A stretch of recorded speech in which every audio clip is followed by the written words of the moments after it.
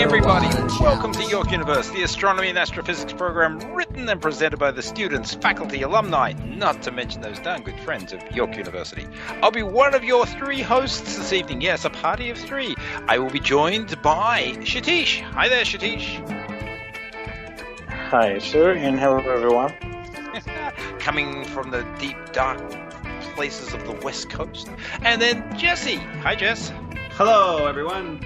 A little closer to home here in Ontario, and of course myself, Paul. Broadcasting live from the Alan I. Carswell Observatory, located at York University in Toronto, Ontario, Canada. And of course it's Monday night, therefore it is Astronomy Night in Canada, where the lineup is entirely Canadian. Starting with ourselves, York Universe, on to Western World's Quirks and Quarks, not to mention Science for the People. Not necessarily in that order, but they'll all put in an appearance this evening. York Universe broadcasts every Monday night, 9 p.m. local Toronto time, that's Eastern time, which, of course, at this time of the year is 1 a.m. Universal Coordinated Time. The York Universe production works in concert with our online public viewing experience run by the Observatory team. Hi there, team. It, of course, runs at the same time as we, from 9 till 10 p.m. here local Toronto time. You can reach it by observatory.info.yorku.ca with your favorite web browser and follow the links to online public viewing, OPV. Or, of course, you can charge across to YouTube and find the York University Observatory YouTube channel, and it will be live. Having said that, of course, it is a touch cloudy out there at the moment, and so there will be no live images from the 1-meter telescope, but there'll be terrific archival images, not to mention scintillating conversation from the team. Our broadcast is powered by and is in partnership with Astronomy.fm, the voice of astronomy. If you've got any questions or comments about past shows or suggestions for future topics, by all means, drop us a line, observe@yorku.ca. You can always connect with us on Twitter or Instagram. The handle is @York Observatory, and of course Facebook, we're at Alan I. Carswell OBS. All of our programs are of course free, but if you would like to make a donation, use the website observatory.info.yorku.ca and find that big friendly donate button right in the middle. We will be monitoring the chat room, but as I said, the Observatory team will be there for lots and lots of terrific commentary. Gentlemen, how has the week been treating you? We are officially in fall now, you know. Yes, and the fall effect is actually falling on the West Coast. That's something I can tell you for sure. I can see clouds, like loads of clouds. So. Well, soon it'll be 9 months worth of cloud and rain. Isn't that what happens in Vancouver? It does, and to be honest, actually not. Honest is not even the word. To be precise, even the summer months do give you enough of the cloud and the rain. So I'm not sure when the summer actually starts on the West Coast also. But yes, I've seen the sun a lot also, so I can't complain. Excellent. We've had a great September here in Ontario. The sun has been out a lot. We've had our share of rain as well, but it's been fabulous temperatures. Went for a drive today, checked out some of the starting fall colours. So very nice. Jesse? I think he is still trying to get back on. Oh, we lost Jesse, did we? Oh, not so cool. All right. Yeah. Well, in that case, we'll pick up Jesse afterwards in that regard. My gosh, not good. All right. Well, Shatish, we'll carry the show here. We're the first items up anyway. So this week in space and astronomy history, let me lead the charge. 21st of September, 2003 saw the end of one of my favorite missions of all time, actually. It was the Galileo mission to Jupiter. So 2003 saw the end of that mission. The spacecraft was deliberately deorbited and re-entered Jupiter's atmosphere and was destroyed.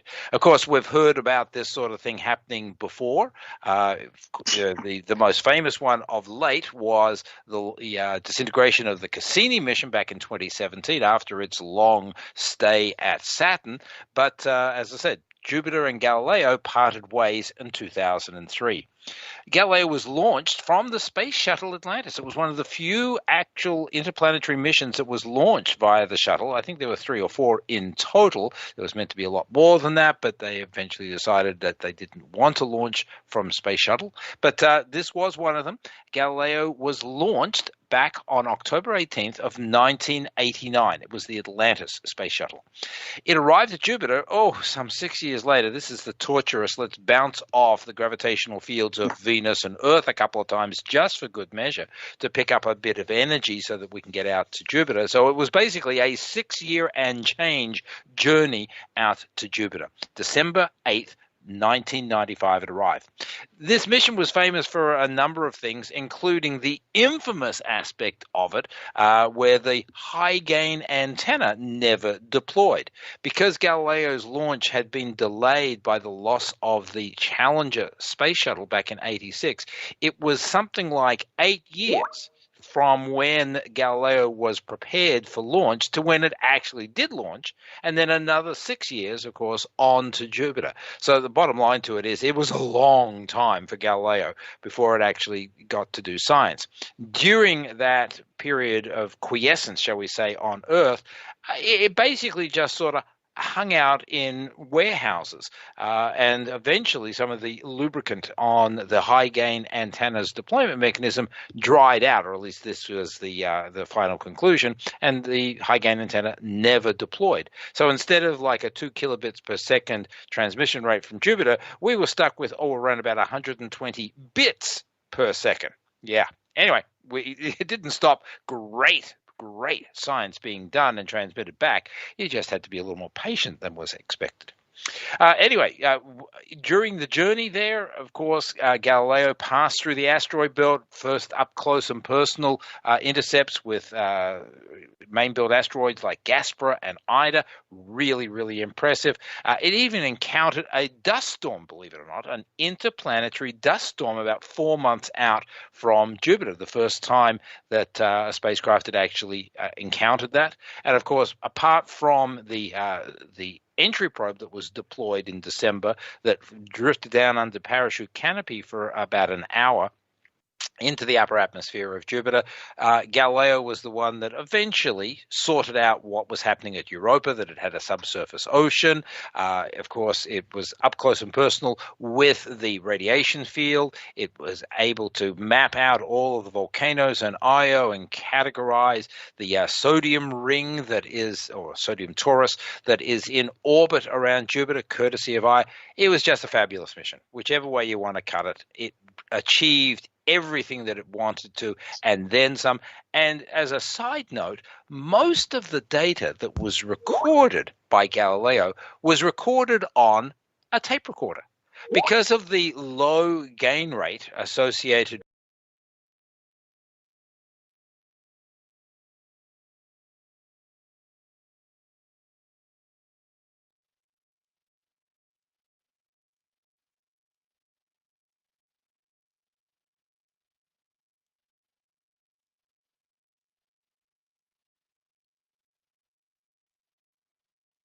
tech that we have, but back then it was an early 1980s tape recorder that transmitted data from Jupiter from 1995 to 2003.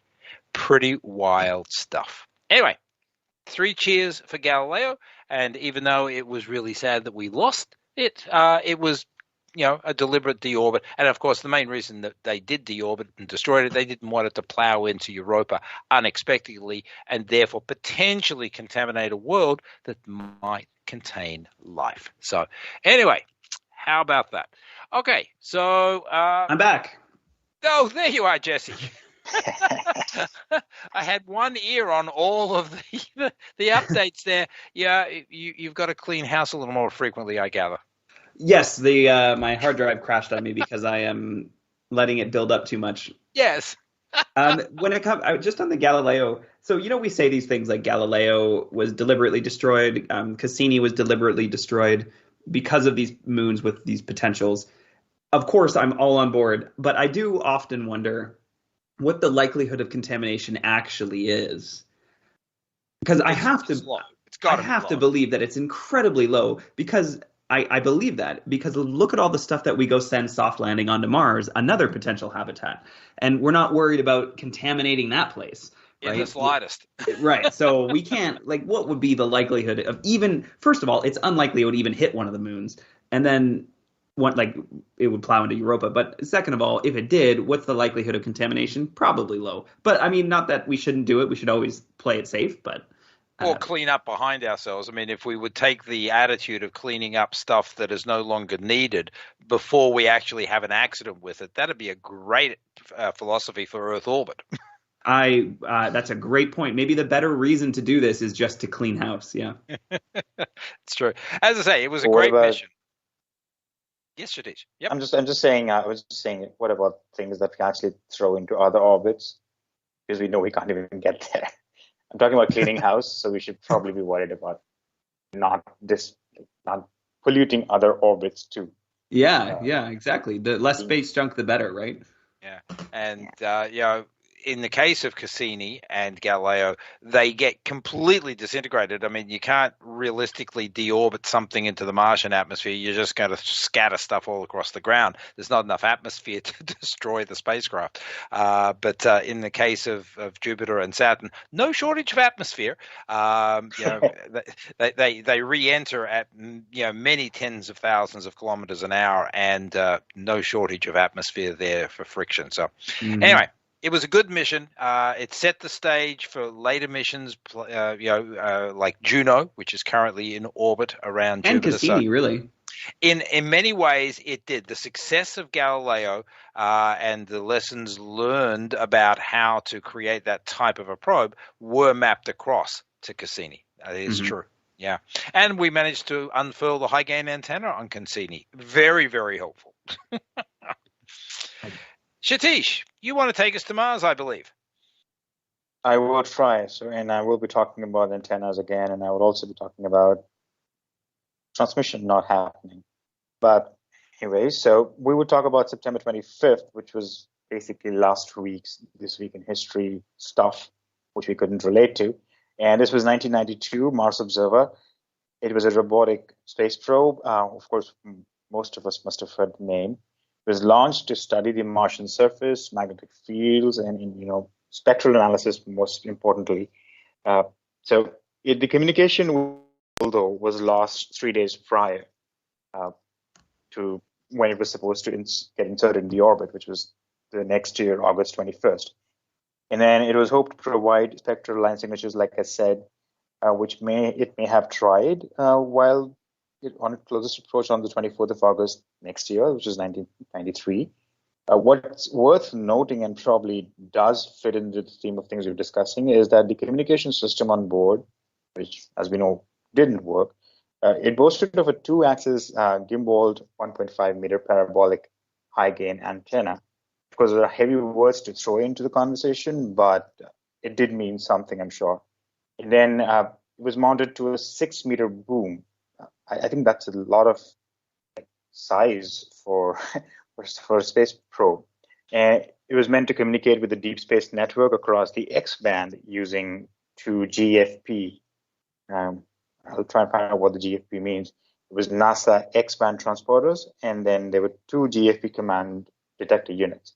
And the power for this was supplied to the spacecraft through a 6-panel solar array, which itself measured 7 meters wide and 3.7 meters tall. The antenna was still taller, but anyways. And then it would provide an average of 1,147 watts when it was in orbit. Power the spacecraft, while it did include the sun, it was powered, or it was fitted with the 242 nickel cadmium batteries. And then the batteries would recharge as the solar array received light. Now, the reason we can't probably talk much about this is because there was literally nothing received back from the observer. And you probably sense my hesitation to continue further. The experts can, of course, continue. It was one of those early losses of the NASA program. Mars was notoriously difficult to get to successfully until this century, and this was a high-profile mission. In fact, it was the first one NASA launched after Viking. Viking, of course, was the 1976 to 1981 dual mission to land to orbit. Massive success. And unfortunately, of course, like a lot of other NASA missions, after that terrific success, it was sort of been there, done that, and it didn't fund any other missions to Mars until the early 1990s, which, is really, really counterproductive in my mind. But anyway, 1993, the Observer, I remember this so well because I was actually in Australia attending my sister's wedding, and picked up the newspaper one day, and there it was. It had gone. And of course, this is pre-internet here, people. So, I'm trying to find out details from Australia. North America is an awful long way away, let alone Mars.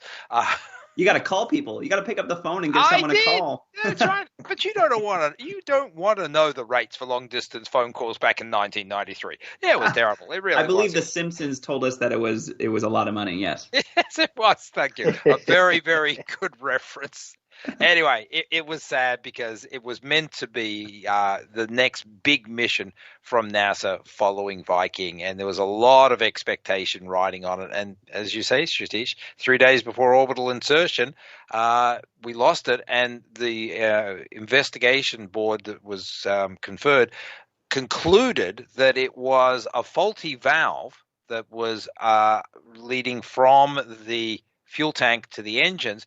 It froze in the wrong position, presumably in a closed position, and the pressure in the tank continued to grow, and basically blew the spacecraft apart. Believe it or not, this was a known failure mode from Earth orbiting satellites in the 70s. I want to know to this day whose bright idea it was to use that valve on Mars Observer. Anyway, so yeah, it was interesting. Talking of failures, it actually, sorry, I didn't mean to interrupt, but I did actually interrupt. It so seems that a similar problem did happen in 2010, although it was probably a Japanese space probe. So the evolved thing, humanity didn't learn soon enough, is what I can think of. That's right. Yeah, that was Nozomi, wasn't it? The Japanese space probe. It says the Akatsuki. Oh, that was to Venus. Venus. That one to Venus. Okay, yeah. Japan hasn't had a great deal of success with the planets. Nozomi sailed past Mars, and Akatsuki. Yeah, Akatsuki. Yeah, that one took 2 shots to get into Venus orbit. If you look around like the countries, like not many there's only really one country that's really doing well with planetary exploration nowadays. Really, just the entire. If you look over the whole thing, there's the newbies though. Like China sort of nailed it on the first go, and India nailed it on the first go. Mm-hmm. So kudos to them. Absolutely. Yep. We've got lots of people. That's why. Lots of slingshots, right? Yeah, damn smart, that's for sure. Hey, and let's not forget the UAE, the United Arab Emirates. Oh, yes, I missed that one. Yep. Yeah. Not only their first interplanetary probe, their first probe. And yeah, they just went for it. Absolutely. Anyway, Jesse, let's talk about something very positive, shall we? So a little closer to home, and instead of Mars, we're talking about orbiting our good old planet Earth. Back on September 26, 1997 was the launch of STS-86. So this was the Space Shuttle Atlantis, and it was a mission to Mir, which is cool in general because this really highlights, this is 1997. This is a year before the ISS is going to start construction. The Mir was the big space station that the Russians have been operating, and there have been many international collaborations with it. We're so fresh out of the Cold War, which was 1991, 1992, 89, something like that. I don't know. And 60s and 70s, my friend. Well, I mean, when does it officially end, right? Oh, I have no idea. When did it officially start? Sorry, I digress. But the point is that this is the 7th mission, this one, STS-86, that ended up at the Mir space station, just showing just showing the collaboration that's going on and the whiffs of things to come. And a couple of notable things happening here is that it was a continuous presence for U.S. astronauts on Mir, because there was already already an astronaut on board, a British American, Michael Foale, and then replaced by David Wolf. And there was this is a note. This is a show I wasn't on, but there was an episode back in June where Foale's mission included an incident where the resupply capsule crashed into the Spectre module, damaging it and causing a leak. So that's kind of scary. So work was started during this mission to repair the module, and this included both external. I don't exactly know what an internal spacewalk is. I guess it's a depressurized cabin. Yes, Spectre was depressurized. Right. So you have this cabin that's depressurized because it was broken by this incident where they it crashed into the Spectre module, and so they have to go in and do a spacewalk inside. Yes, and then they also had to do an external spacewalk, and the first time a joint U.S.-Russian spacewalk ever occurred. So that is a really cool, notable thing. Atlantis did a 46-minute fly around, visually inspecting Mir to locate the leak. That I wish that I would have had a third spacecraft out beyond the two of them watching that dance happen, because that would have been really cool. There was a bunch of experiments happening on board during this mission. A couple of notable ones that were outreach ones were the Seeds in Space 2 and the KidSat. So Seeds in Space, this is really great, and they still do stuff like this on the ISS, where they send tomato seeds up to the space station, in this case up to Mir, and then they bring them back and they give them to schools around the country. And then they also have seeds from other places. So in this case, from an underwater habitat in Key Largo, Florida. And then the kids can grow the seeds, compare the way the extreme environments change the seeds, and see if there's any difference from tomato plants that had seeds that went to space and tomato plants that had seeds that were under the ocean. I have no idea if there are any differences or what the results of those experiments were, but it's cool that kids get to do their own experiments with real data of stuff that went to space. So that's a really, really cool one. So it's just a notable mission. STS-86, Atlantis flies up to the Mir space station for the seventh shuttle mission to Mir, and a lot of great cool stuff happened. Great collaboration. I mean, the Mir shuttle collaboration, predating, as you said, the ISS, really was a great blueprint for international collaboration. And I so wish that, you know, the blueprint for the ISS operation would extend to the moon and to Mars, where, you know, Russia, you know, the international community, NASA, and gosh, even China, if they could all get together, that would be great. But anyway,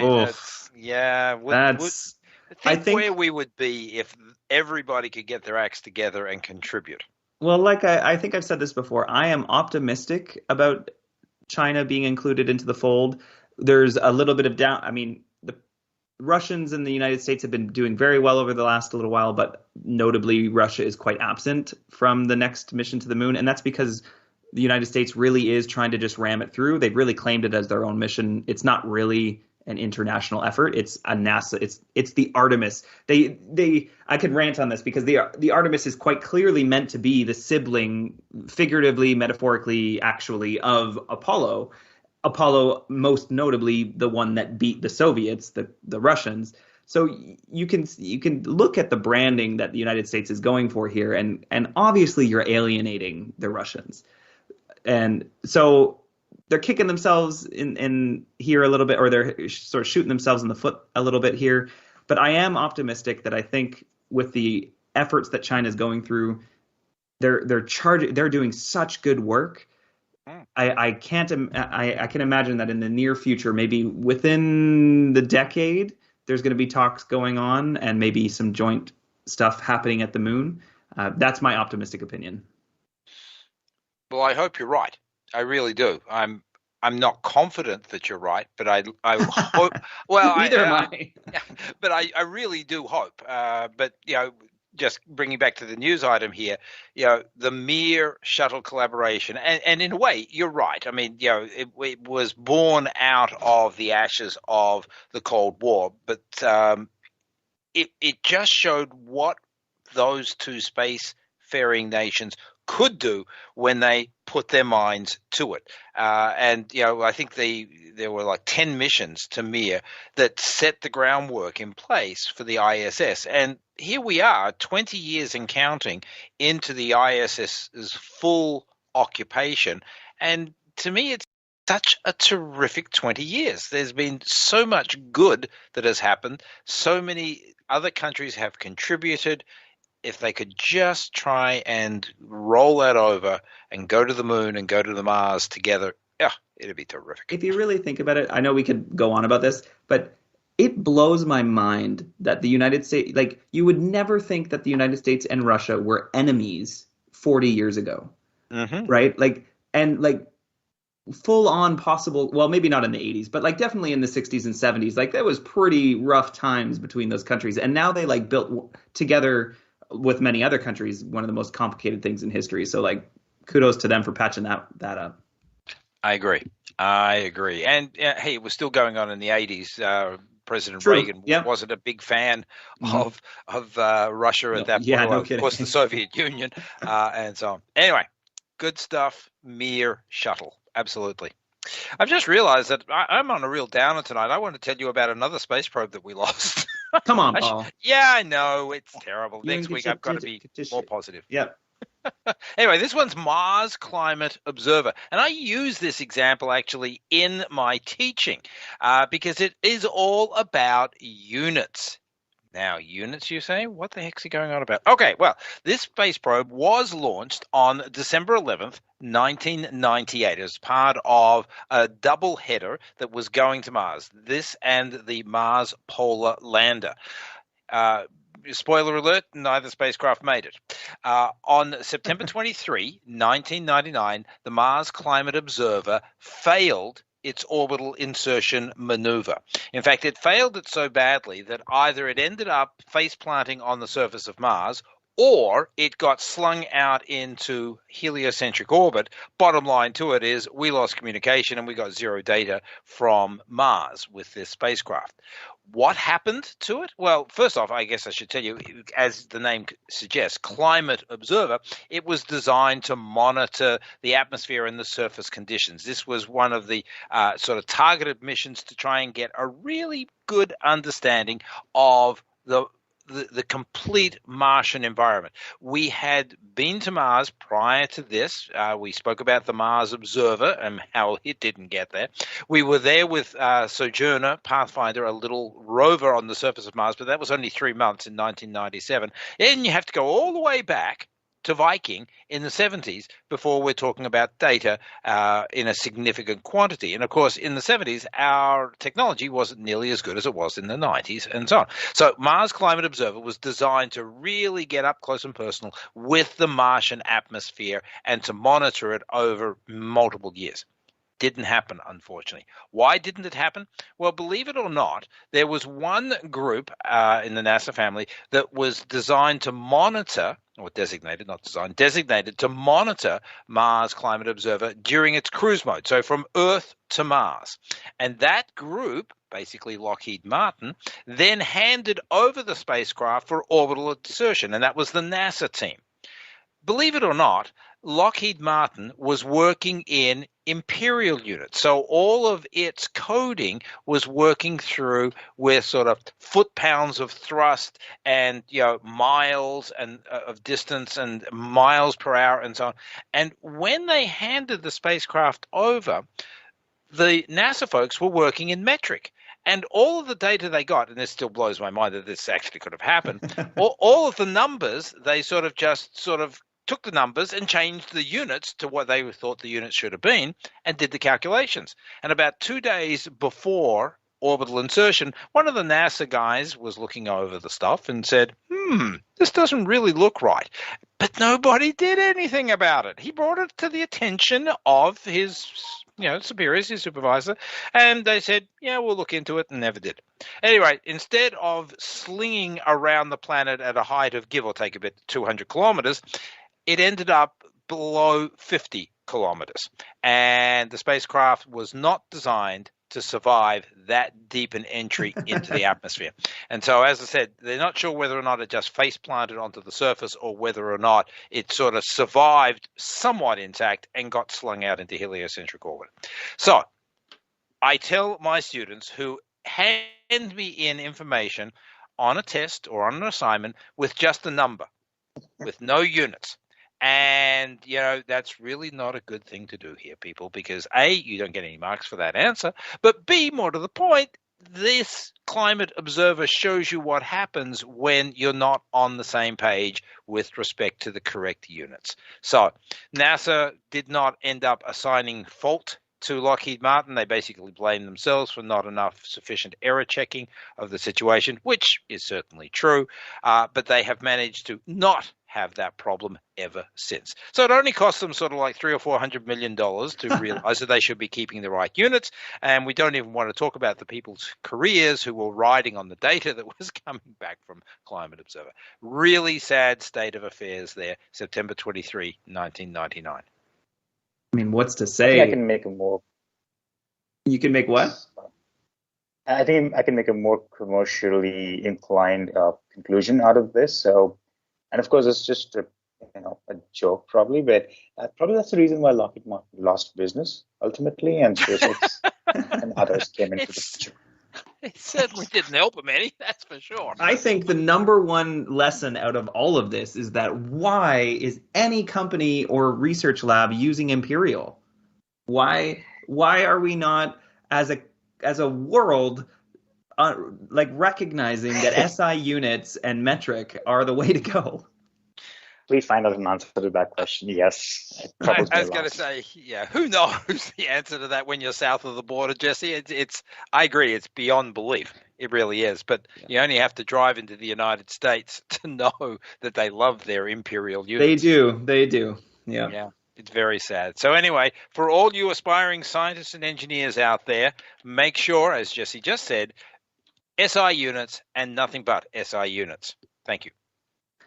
Actually, one more thing, sir, for all students out there listening to this right now, remember not just algebra, but everything else that you learn at the basic level, that actually does mean something. Teachers across the world, I can say now, do try to remind students how it is important to not lose hold of the basics. But by the time we reach a certain level, we kind of sort of become a little more confident. Basics are very important. You're absolutely right, Satish. Oh, Get gosh. the basics down and keep them. I mean, I don't think I could run like a product rule on an integral at this point. I can't remember any of that stuff. Oh, we won't go there, will we? No. Because I can't either. I could relearn it if I had to. Oh, yes, absolutely. If you don't use it, you lose it. But like riding a bike, it'd come back if you had to. Satish, you have a potpourri of stuff, I believe.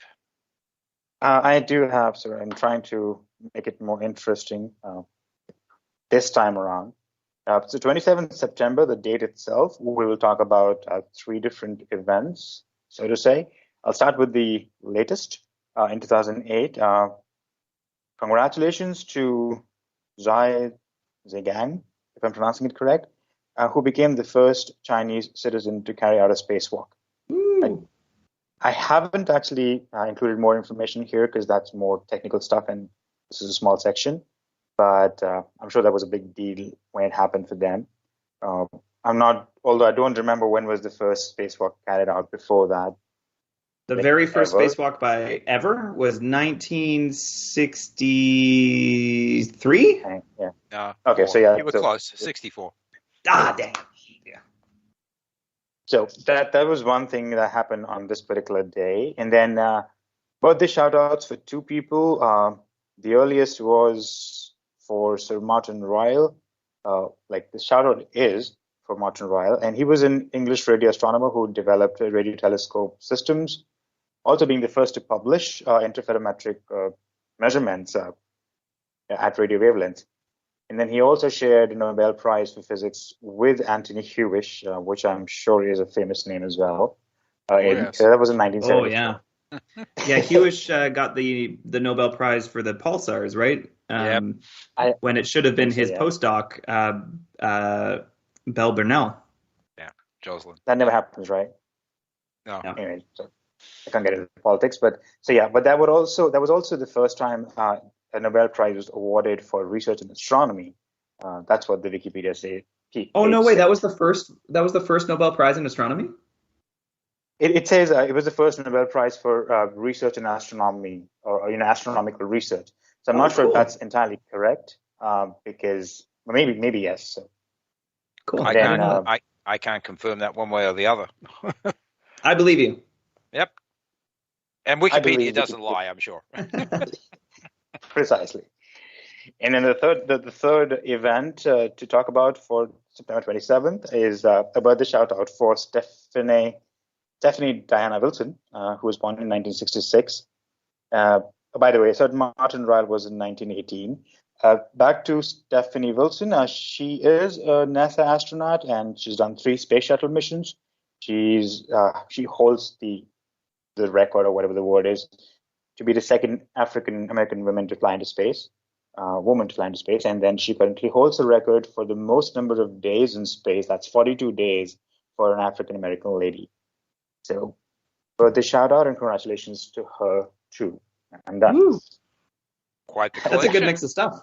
Yes, it is. Absolutely. My gosh. Very timely, too, given the fact that the Chinese have just completed their first mission to their second space station, and that included a couple of spacewalks. And I believe that was the only spacewalk since the 2008 event. Admittedly, I am so out to lunch on the Chinese space program, and it's something I need to brush up on, especially for the course I'm teaching right now. And so that is good to know. I need to. Where do you get your information from that on Paul? Because they're notoriously tight-lipped about it. Absolutely. I get them from a potpourri of sources. Space.com, skyandtelescope.com are the main two. Yeah, okay. And then Universe Today is the third one that I trawl on a daily basis. Yeah, definitely. Cool. Yeah, but the Chinese space station up there for a month for the first crew of 3, and they conducted spacewalks. And as I say, I'm pretty sure that was the first set of spacewalks since Xia Zhigang's walk of 2008. So, well found there, Satish. Well, thanks. I'm not sure why would you troll anything, because I missed that part probably. That was a good thing to learn, that even you could troll someone. Jesse, do you want to I'm just going to leave it alone, Satish. Jesse, finish us off, will you? This one I really love. One of my most favorite things about astronomy is stories that have connections to bigger and bigger things. And one of those stories is the man Henry Draper. Henry Draper is a prolific name in astrophysics and astronomy. The reason we're talking about him today is because on September 30th, 1880, so it's 141 years ago, I guess, he created the first photograph of the Orion Nebula. So that's kind of a big deal on its own, right? The Orion Nebula is iconic. It's one of the brightest ones on the sky, and photography at the time in the 1880s would have been very, very new. So Henry Draper recognized that taking photos of things is really, really good for science in astrophysics, because you can take long exposures, you can see deeper, you don't have to just pore over your telescope, you can look at the images in the light of day. There's a lot of benefits to taking photos. And so there were many other people doing it. Well, maybe not many, but there are other people doing it, but he certainly perfected astrophotography. He took a 51-minute exposure on the Orion Nebula, and the images, you can find them, are pretty bad. But I mean, it's the 1880s. So, but 51 minutes, I wonder what the film he was using is like. Anyway, the reason he connects to so many different things is because he was so interested in taking as many photographs of space as possible. He decided, holy crap, I can take photos of spectra, and I want to take a photo of a spectrum of every single star in the sky. and there's thousands of stars on the sky. So Draper sits down and he maps it out, and he starts pointing his telescope. He starts taking photos of spectra of stars, and he's head on strong going to do this. Unfortunately, he did die before it was done. He actually died really early, but his work was continued by the Harvard College Observatory. So he had, I don't know how many he had done, but all of his work, all of his photos got handed over to the Harvard College Observatory. The principal investigator was E.C. Pickering. But of course, the real heroes in this story are not Pickering. It's what are quote unquote called the computers, which were a group of women, including Henrietta Swan Leavitt and Annie Jump Cannon, who continued Draper's work, cataloged hundreds of thousands of stars and their spectra, and which led to the full Henry Draper catalog and our current understanding of the different spectral types of stars, which is basically everything we learn in first-year astrophysics and first-year astronomy. So Henry Draper, way back in the 1880s, a big fan of astrophotography, and even today, we're using the ripples of his work later on. Obviously, is the work of Leavitt and Annie Jump Cannon, but started by Draper back in the 1880s. His catalog, the Henry Draper catalog of star positions, was one of the very first catalogs that I ever was introduced to as a graduate student in astronomy.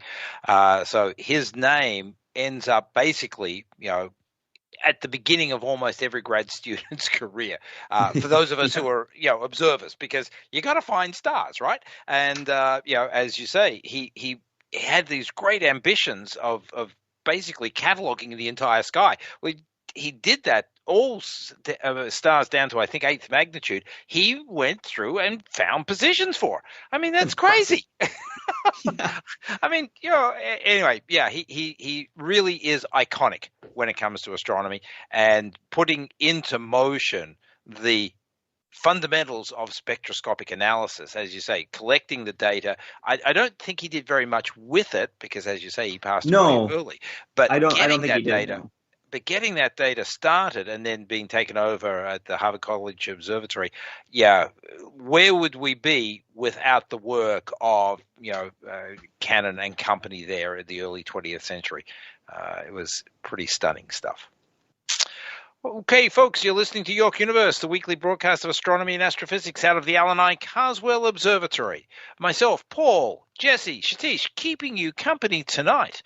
By all means, point your favorite web browser to observatory.info.yorku.ca and follow the links to online public viewing, or head over to YouTube and find the Alan I. Carswell Observatory's live stream. No live imagery from the 1 meter telescope tonight, but scintillating conversation, not to mention terrific imagery from past observing sessions. Quick reminder, speaking of the observatory, Wednesday nights is our telescope YouTube activities, 7:30 to 8:30 Eastern time here in North America. The observatory team goes at it and picks a topic and regales you with all sorts of interesting information, not to mention answering your questions. And at this time of the year, bright objects are visible to us with the 1 meter telescope early in the teletube session. So Wednesdays, 7:30. This week we have a special guest, Dr. Randy Lewis, from the York University Department of Physics and Astronomy. We'll be talking to you about quarks and their relationship to modern astrophysics and particle physics. So Dr. Randy Lewis, this coming Wednesday, 7:30 to 8:30, the teletube from the Alan I. Carswell Observatory.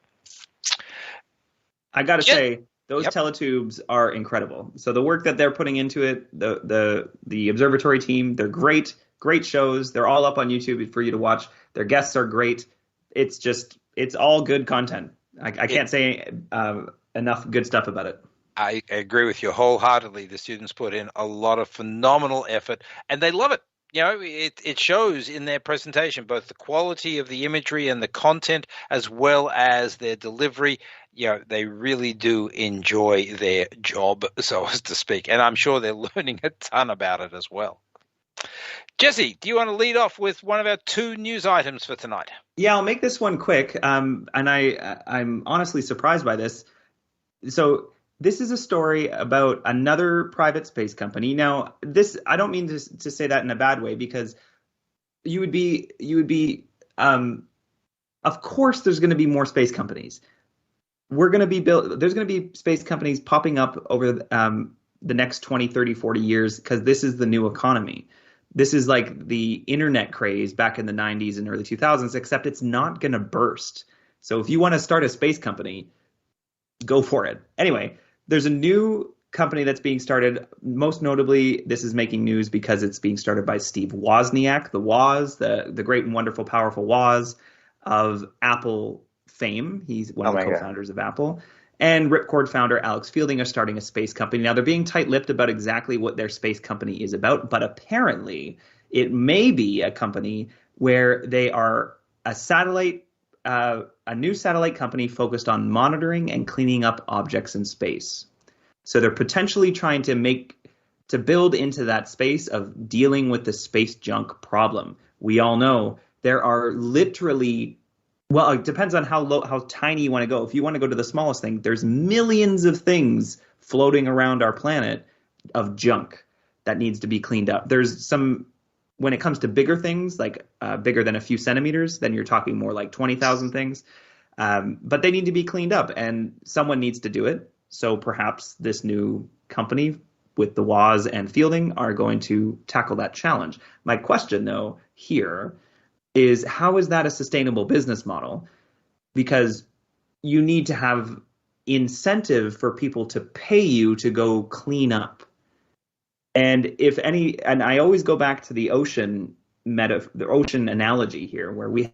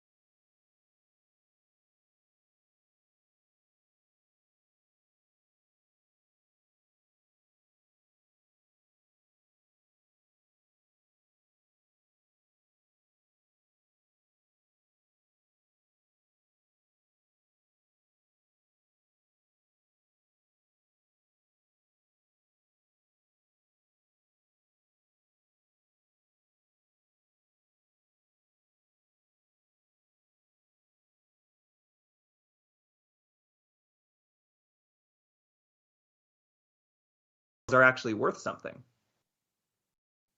That probably. That could be. Sorry. No. You've raised a really good point, Jatish. Certainly, some of the bigger satellites could potentially be brought back, but from the point of view of recycling, so as to speak. But I'm not sure that many of the groups out there are talking about bringing stuff back. They're talking about either jettisoning it into the sun or deorbiting it in a way that allows it to burn up. Mm-hmm. I've not actually heard that they're talking about bringing it back, but bringing it back makes a whole lot more sense because, of course, there's a lot of good metal in there that might well be recyclable. What about museums? Like, would the museums not pay enough? Oh, well, a museum, I mean, speaking from, because I used to work in museums, museums do not have enough money to pay anybody to launch anything into space to go return something to them. You would need a donor to donate, let's say, $100 or let's say $10 million to launch up and go get whatever spacecraft you want to bring back to your museum. Yeah. So my argument falls flat on its face. So I have to do it. Well, it's a good idea. It's just unfortunately not a particularly on the surface of it practical idea. But it's cool to see. Like if this is a real company that's actually going to try, and maybe it'll be a not-for-profit company that can somehow get by on small contracts. Maybe space agencies around the world are going to change their weighs a little, where they require anybody in their country launching to hire a company to clean up for them after. Maybe you could I see some think, policy stuff here, so maybe there's a space for it. I don't know. well, the And not-for-profit, sorry, please no, go go ahead. on, go on. I was just saying the not-for-profit thing does seem a little hopeful because people do loads of stuff here on Earth, including people like Bill Gates, so who are like first billionaires of the planet probably, or trillionaires. So why not do the same kind of stuff in space? Although the amateur or the naive point that I'm missing here probably is that the cost of launching into space and getting things back is a lot higher than any charity stuff than anybody Yeah. can do Yeah. on Earth. So Yeah, launch costs are still tens of millions of dollars, unfortunately. But that's down from hundreds of millions. I mean, every time we launched a space shuttle, it was like $500 million.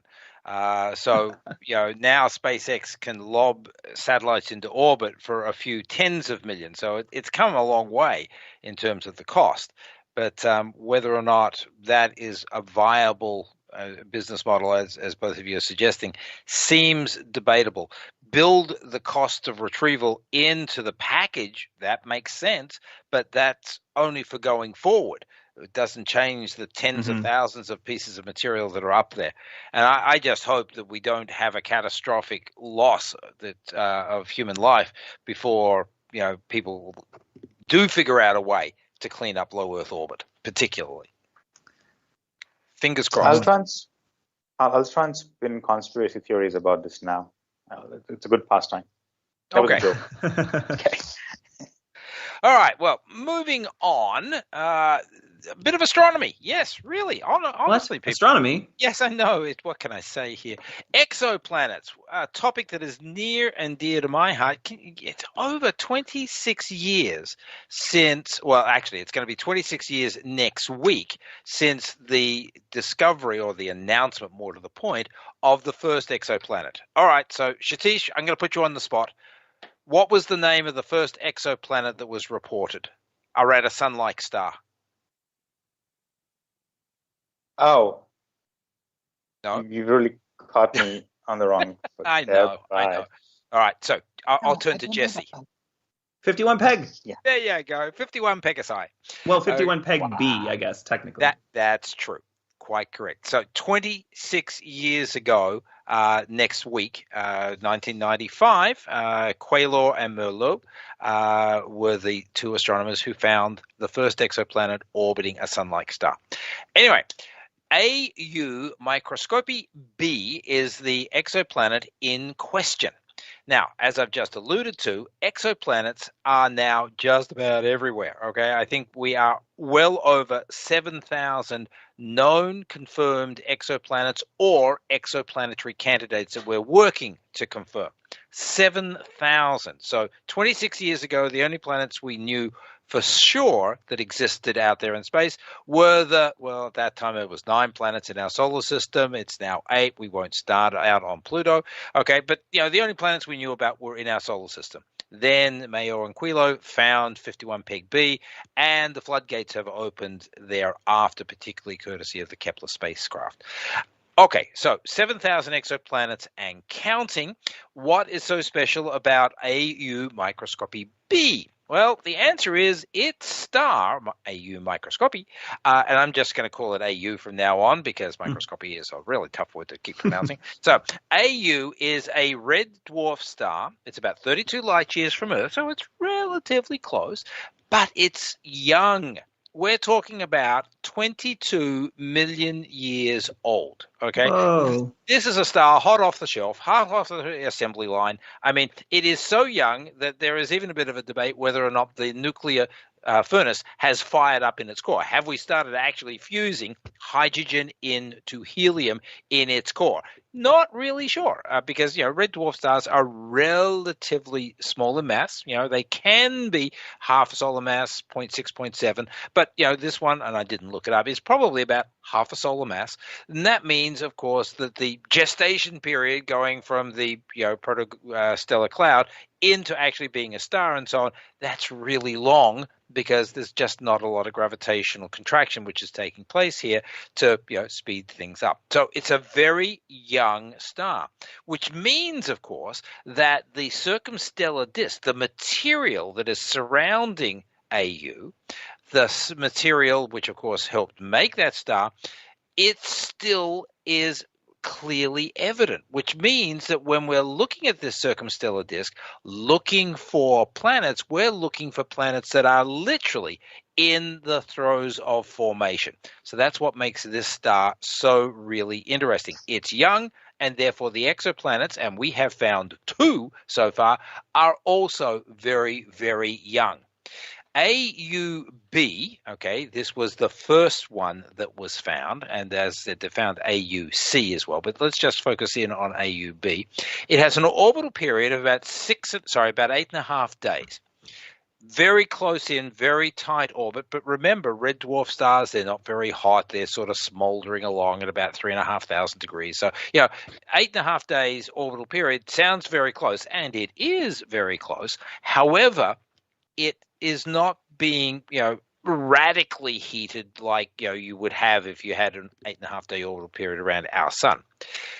The interesting thing, though, is that AUB is a hot Neptune. It's about 17 times the mass of our Earth. So it's a reasonably decent-sized planet, and unlike being a hot Jupiter, it's not that big. It's therefore a hot Neptune, but it's basically a gas giant. Picture, if you will, Mercury orbiting around our sun. This is a hot world. It's a rocky world, and it's being heated mercilessly, 400 degrees Celsius on the daylit side of Mercury. So you have AUB here. It's being heated. More to the point, how could a hot Neptune form in the inner portions of this circumstellar disk? And the answer, generally speaking, is it couldn't have. It had to be placed there. Now, I use the word placed carefully, but it obviously had to come from elsewhere in the circumstellar disk to get to this orbit. And that's what makes everybody in the science circles salivate, because here we have got a brand spanking new planet that in a very short period of time has presumably migrated from further out in the circumstellar disk to its current orbit, 8.5 days period around the parent star. The idea of planetary migration, of course, is relatively old now. We've been talking about planetary migration in our solar system for probably about 20 years. We had always thought, well, not always thought, but it was generally expected that the planets that we see in our solar system formed in their approximate positions where we see them today. But we now know that that is probably not the case, that there was likely a lot of shuffling, particularly of the gas giants, Jupiter, Saturn, Uranus, and Neptune, back in the early sort of, tens of millions of years after the sun fired up its nuclear furnace. They sort of jockeyed for positions. And in fact, it's often believed that Saturn formed closer into the sun than Jupiter. So to try and get a handle on all of this, we look to other exoplanets. And the younger the exoplanetary systems are, the more insight we get to these possible disk migration mechanisms. And we do believe that this was not a particularly chaotic affair. AUB's spin axis is well aligned with AU's spin axis. That is to say, the planet is spinning on its axis more or less in the same direction. The axis of tilt is more or less aligned with the actual parent star, suggesting that this was not grab a hold of the planet and toss it around like billiards and end up where it is. Rather, it was a disk interaction type of transfer from the outer circumstellar disk to the inner circumstellar disk. At any rate, keep your eyes on AU microscopy B, because it is giving us some better insight into the idea of planetary migration and how planets move around in the early solar system. I mean, there's so many questions. I gotta read that paper.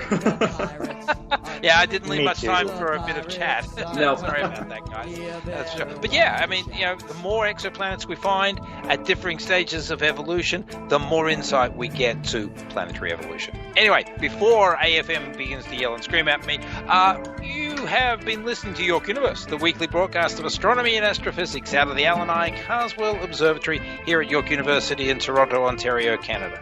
Satish, Jesse, myself, keeping you company for this Monday night, which of course is Astronomy Night in Canada. Please stay tuned for Western World Science for the People, not to mention quarks and quarks. So we will be with you again next week, folks, but for tonight, good night from me. Have a good week. Bye, everyone.